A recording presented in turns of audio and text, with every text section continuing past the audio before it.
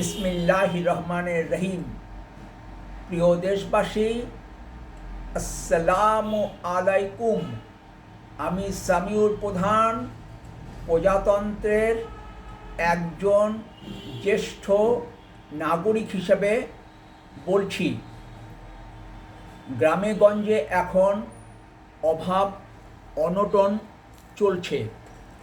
সম্ভব হলে আপনার ফিতরা ও জাকাতের টাকা গ্রামের দারিদ্র প্রবৃত জনগণকে দিন।